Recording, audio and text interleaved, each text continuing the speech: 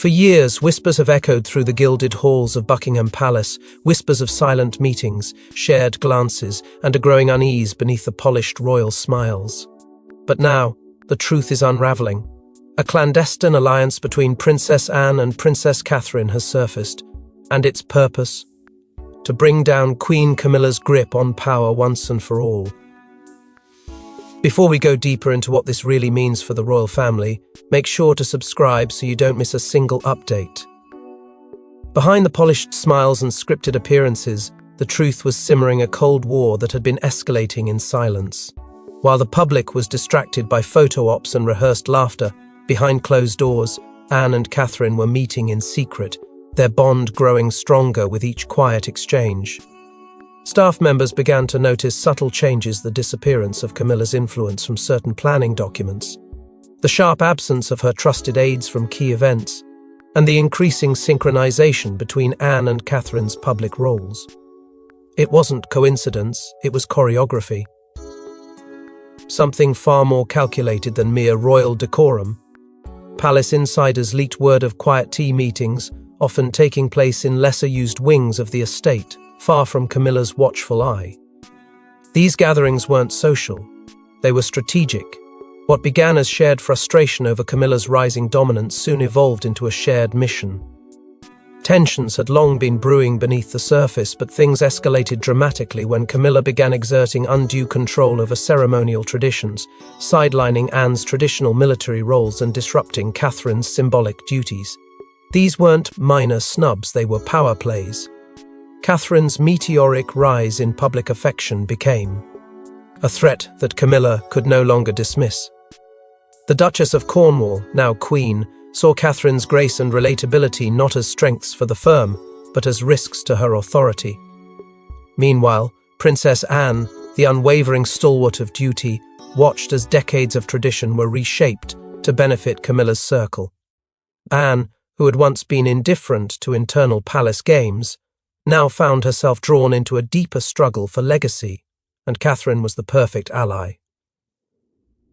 One moment shifted everything. The now infamous confrontation in the Windsor corridor, whispered about but never confirmed, is said to have ended with Anne locking eyes with Camilla and declaring in a chilling tone, "We know what you're doing." Witnesses reported a charged silence, with even senior aides retreating from the tension. It wasn't just a personal spat. It was a declaration of battle. That very night, a senior aide, long known for loyalty to both Anne and Catherine, abruptly resigned. Sources close to the aide suggest he had been serving as a go-between, delivering sensitive correspondence between the two women. Concealed under layers of bureaucratic protocol, what had started as passive resistance had evolved into a covert operation, a shared understanding that the monarchy's future could not be left in Camilla's hands. Their alliance wasn't born out of ambition, but necessity to defend the integrity of the crown, to restore balance to a lineage under siege.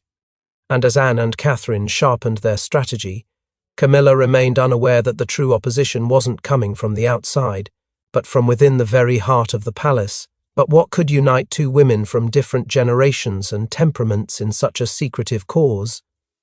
The answer lies in a moment buried deep within the royal archives, one that turned quiet frustration into a full-fledged rebellion.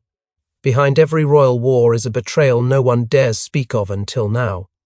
What began as quiet disapproval became open disdain after one pivotal moment when Camilla overstepped, shattering a silent royal agreement that had stood for decades.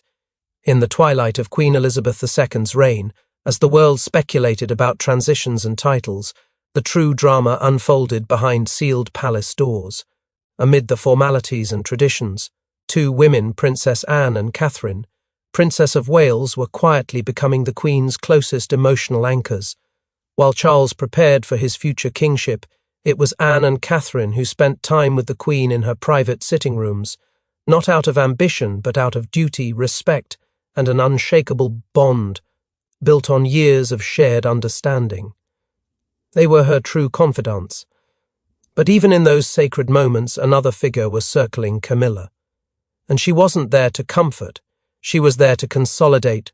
According to several palace insiders, It was during these final months that Camilla began subtly pushing both Anne and Catherine out of the Queen's private inner circle. Meetings they once attended were suddenly rescheduled without notice. Communications once delivered directly were rerouted through Camilla's newly appointed intermediaries. And the most devastating blow came when Princess Anne, the Queen's only daughter, was denied access to a final private audience. The palace maintained that the Queen was resting, but Anne knew better. A trusted valet later confessed in hushed tones that Camilla had personally intervened, allegedly claiming Anne's presence would stress Her Majesty. It was a chilling moment of exclusion, one that Anne never forgave. For Catherine, the betrayal was equally searing.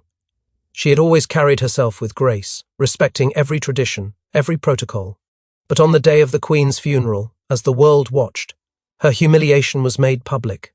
A carefully orchestrated change in the procession order saw Catherine placed behind Camilla in a move that broke with tradition and reduced her status in the eyes of millions.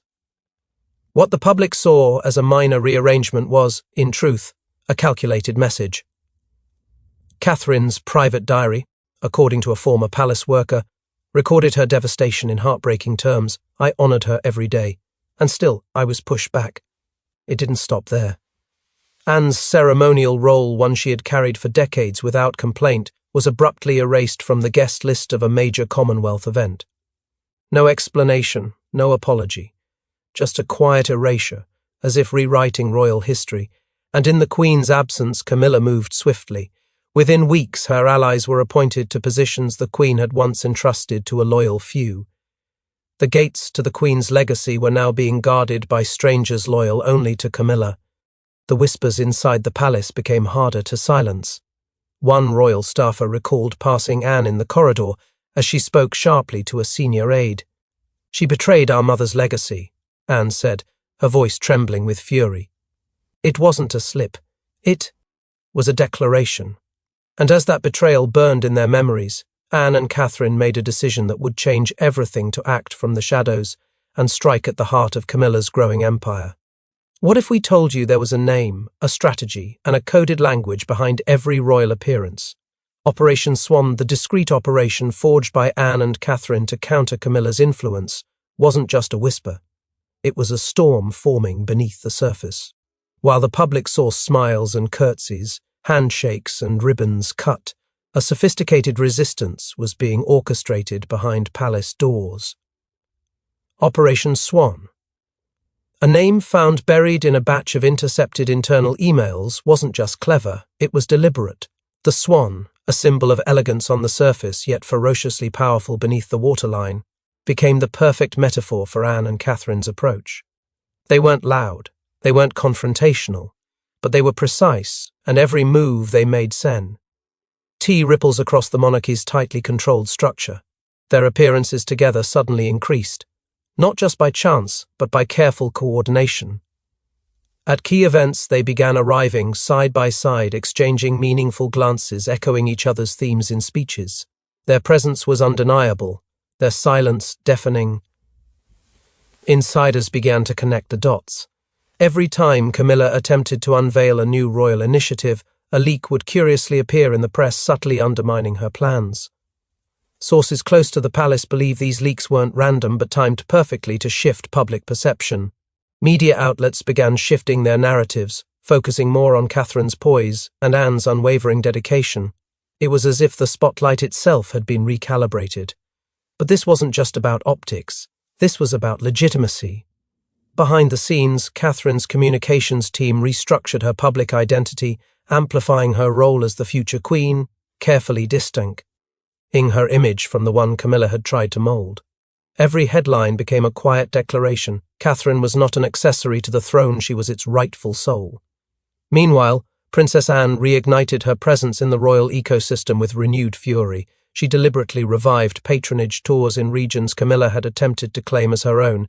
Each visit felt like a reclamation, a statement that Anne would not be brushed aside. A former aide revealed that Camilla's team grew increasingly agitated, sensing the shifts in narrative but unable to stop them. The real masterstroke, however, was hidden in plain sight. A suspected whistleblower claims they observed coded language embedded in both Anne's and Catherine's official speeches. Shared phrases, symbolic references, all designed as private signals between the two women.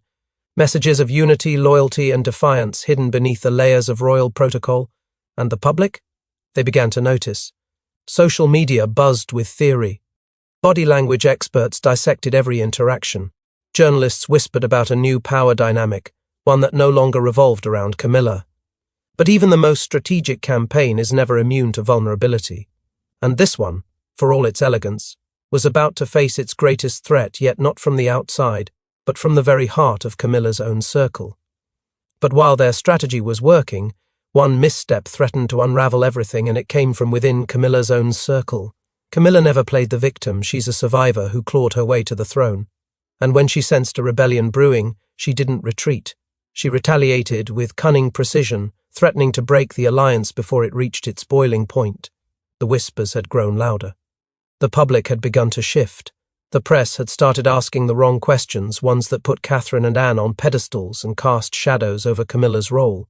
For a woman who had spent decades climbing from scandal to power, this wasn't just inconvenient, it was unacceptable.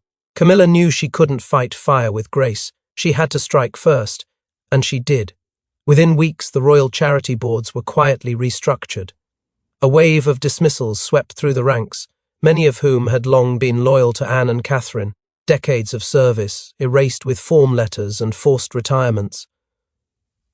Behind palace walls, it was clear. Camilla was clearing the chessboard of any piece not loyal to her.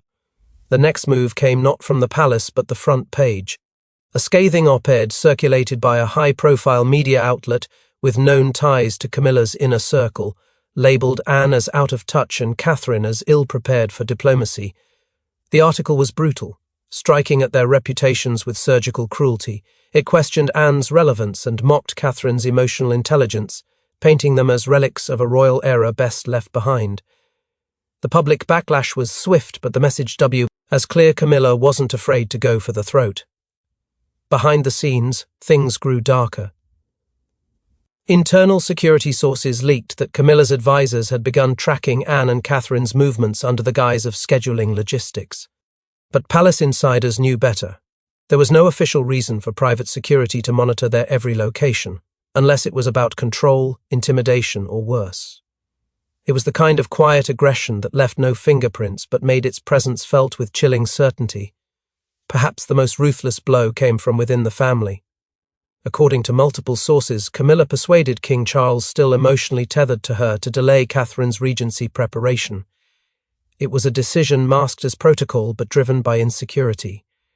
With every delay, Catherine's future role grew murkier, her influence dimmed, her access limited. It was a calculated stall designed to keep Catherine in waiting while Camilla tightened her grip. But even Camilla's tactics couldn't hide her fingerprints for long. Soon after, paparazzi photos emerged of Princess Anne caught off guard, eyes red, shoulders slumped, leaving what appeared to be a tense private meeting. It didn't take long for Whisper to link the leak back to a media figure frequently seen at Camilla-hosted events. The humiliation wasn't accidental, it was war. And then came the line that froze everyone in the palace who heard it. Camilla, in a private exchange with a senior courtier, reportedly said, "They'll fall apart on their own, I'll make sure of it." The words carried no rage, no panic, just icy certainty. But Camilla underestimated one thing: the unbreakable bond between two women who had been underestimated their entire lives. A letter, a signature. A final wish from the Queen herself. Hidden for years, this single document would ignite the final phase of Anne and Catherine's alliance and deal a blow to Camilla's reign that no one could have predicted. It was buried deep within the Queen's private vaults at Windsor, among decades of state papers, personal reflections, and handwritten notes that had never seen the light of day. The envelope was small, cream-coloured, and marked with just 6 haunting W words, to be opened in crisis. No one knew it existed, no one but Elizabeth herself. And it was Princess Anne who discovered it. In a moment of quiet desperation following Camilla's latest power play, Anne requested access to her mother's personal archives. She hadn't expected to find anything. But fate has a way of revealing itself to those who dare search. Inside the envelope were 3 pages handwritten, unmistakably in the Queen's firm, precise script. It wasn't a formal decree, it was something far more powerful. A mother's parting truth. A monarch's final act of clarity. The words were quiet but unshakable. Catherine has the heart. Anne has the steel. Together they must guide what comes next. There were no titles, no instructions. Just trust raw, personal, irrefutable. A final wish spoken in ink, not law. The Queen had seen the storm coming. Long before the public sensed it, long before Camilla had crowned herself as the matriarch of a new era, Elizabeth knew who would see, carry her legacy and who might try to twist it. That letter wasn't just a message, it was a warning. And it was permission. Anne didn't act alone. She carried the letter to Sandringham, where Catherine was staying under the guise of a quiet retreat. The meeting was unannounced, unrecorded, and witnessed only by a handful of trusted staff. But what happened there would shift the balance of royal power forever. They read the letter together, line by line, not as royals, but as women, daughters, mothers, and heirs to something greater than title, a burden of truth. That night, their pact was no longer about resistance. It became a mission to restore, to defend, to carry forward the soul of a monarchy that had been quietly fading under Camilla's reign. The letter was never released to the public. It never needed to be. Its presence lived in their actions. From that moment on, palace aides described Catherine as changed not in appearance, but in presence. She became laser-focused, calm. Why assertive, and unapologetically strategic. She no longer waited to be invited. She moved as if the crown had already begun to settle upon her shoulders. Anne, too, was renewed, hardened not by anger but by purpose. She had held her mother's final words in her hands, and now she carried them in everything she did. Together they began rewriting the rules, quietly, deliberately, and without fear.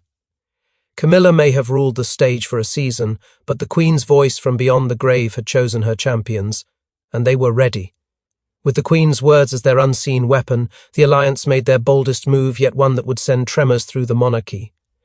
They called it a coup without soldiers, a war waged with lineage, loyalty, and legacy. Anne and Catherine had waited long enough. It was time to reclaim the crown's moral compass, and they would do it not by shouting but by reshaping the very rules Camilla thought she controlled. When Catherine stepped into the chamber of the Privy Council beside Princess Anne, the silence was thunderous. It was not merely symbolic, it was strategic. Until now, Catherine had played the role of dutiful wife, the elegant future queen. But this time, she entered as an active force in the royal machine. No one had seen it coming, not even Camilla. Whispers began before the meeting ended. Why was Catherine there? Who had authorized it? The answer, as it turned out, was buried in a royal clause long left dormant. A legal mechanism tucked into the recesses of the monarchy's most ancient documents had been triggered quietly but lawfully. It granted Princess Anne temporary executive oversight in matters of state during the king's medical leave, and under that authority, Anne invited Catherine to co-lead a strategic council. The monarchy had just been handed new guardians, and Camilla wasn't one of them. Soon after, an internal memorandum was distributed to senior palace aides announcing the formation of the Royal Strategic Council, a long-rumoured advisory body that had never formally existed, until now. Its founding members, Princess Anne, Princess Catherine, and a select team of trusted royal historians and constitutional advisers. Camilla's name was conspicuously absent. It was no oversight. It was the result of months of calculated planning. Within days, subtle yet sweeping reforms were underway. Royal archives long curated under Camilla's influence were updated. Patronages that had been slowly shifted under Camilla's patronage were rebalanced.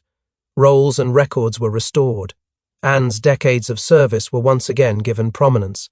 Catherine's contributions, long eclipsed in the shadow of Camilla's rise, were now front and centre.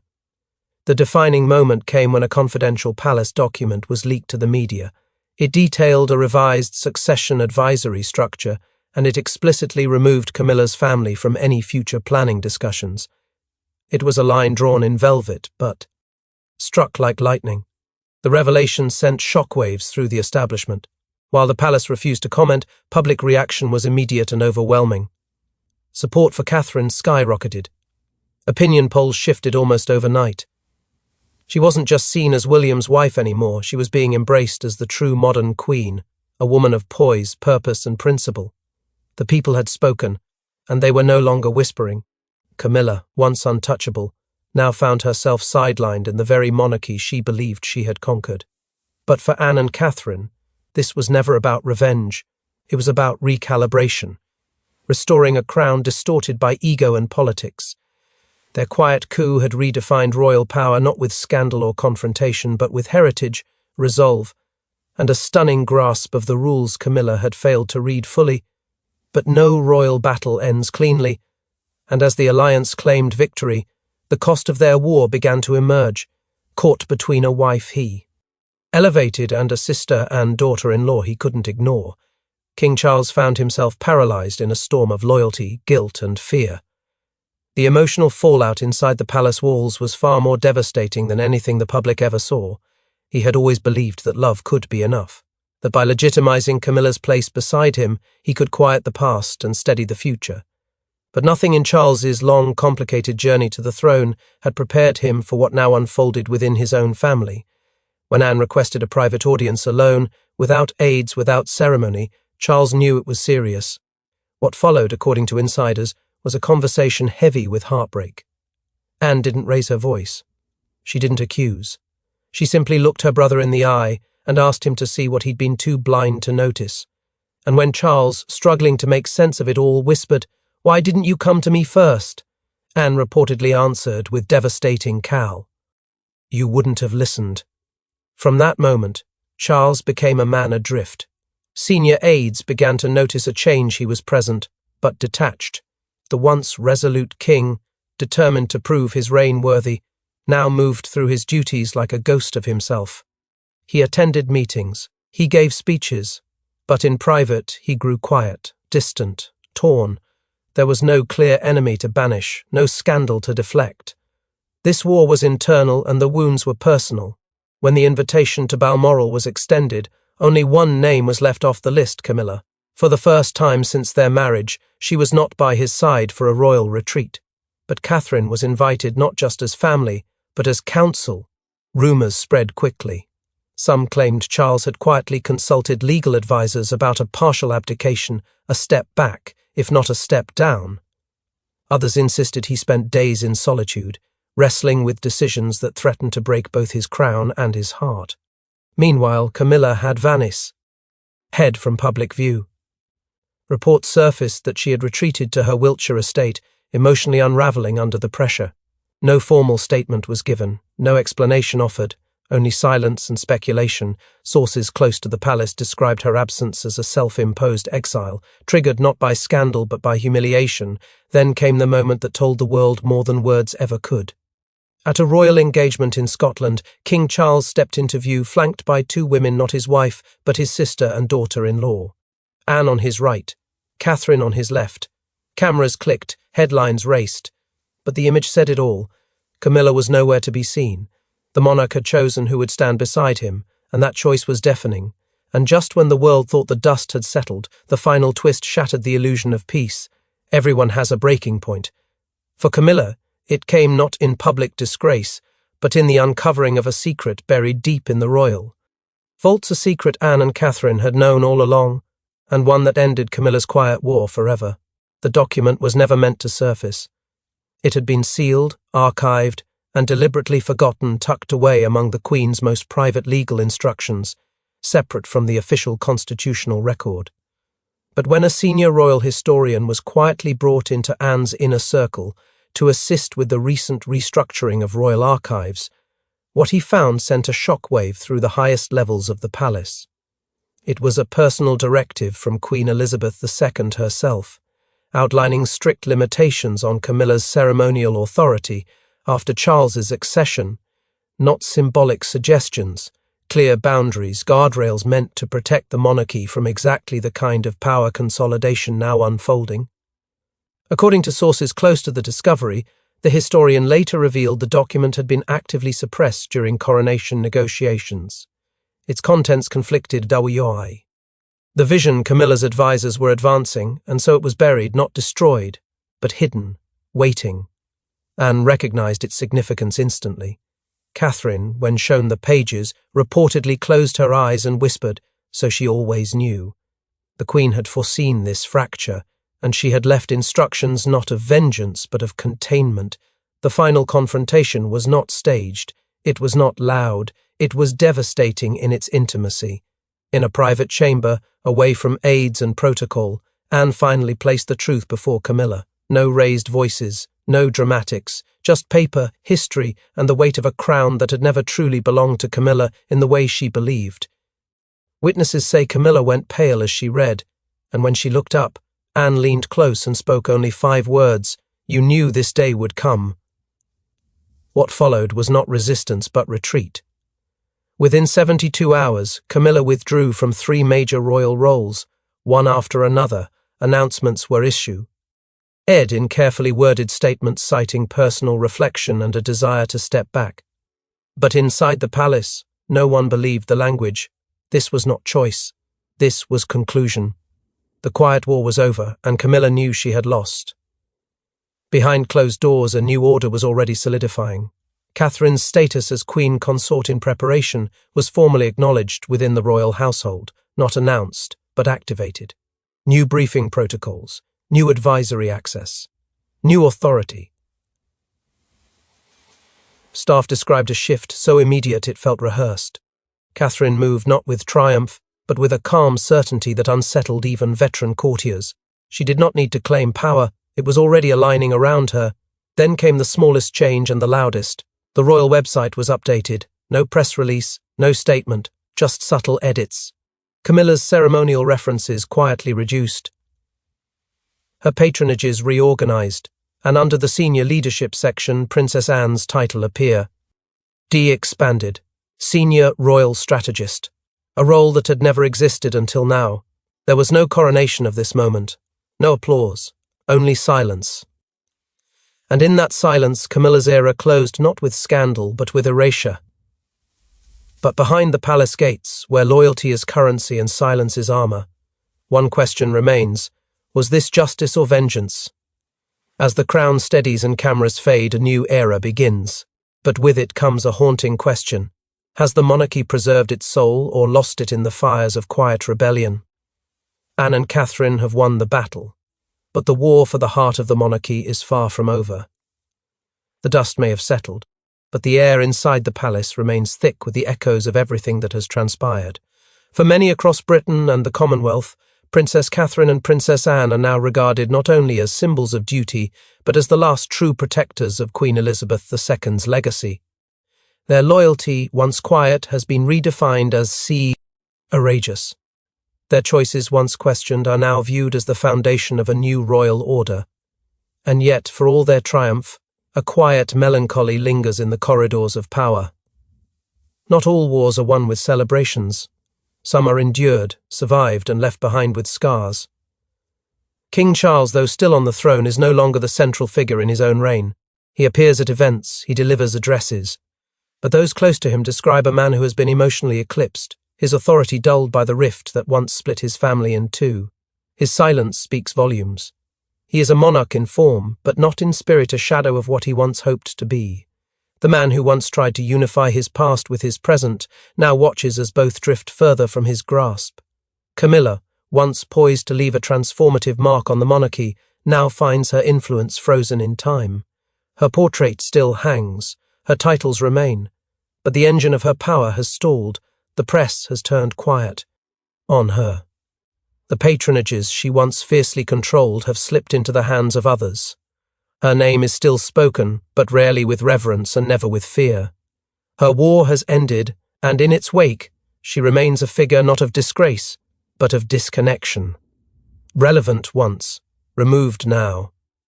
Inside the palace, the structure of power has been rewritten. Anne and Catherine no longer operate in the shadows. Their influence has been formalized, their voices respected in matters that were once reserved for kings and courtiers.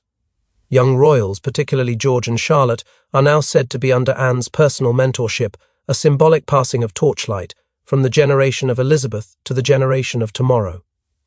The lessons being taught behind closed doors are no longer about pageantry or performance. They are about resilience, memory, and silent strength. The monarchy has survived, but not without sacrifice. The cost has been steep trust fractured, relationships tested, and a unity once presumed eternal now revealed to be far more fragile. And yet, perhaps, this is what survival truly looks like in a world that demands both tradition and transformation. The crown endures, but it carries more than jewels. It carries pain, consequence, and the weight of what was lost in order to protect what remains. And so, as one chapter ends in silence and shadows, the next begins with eyes wide open and the crown heavier than ever. Thanks for watching. Please don't forget to like and subscribe, and we will see you in next one.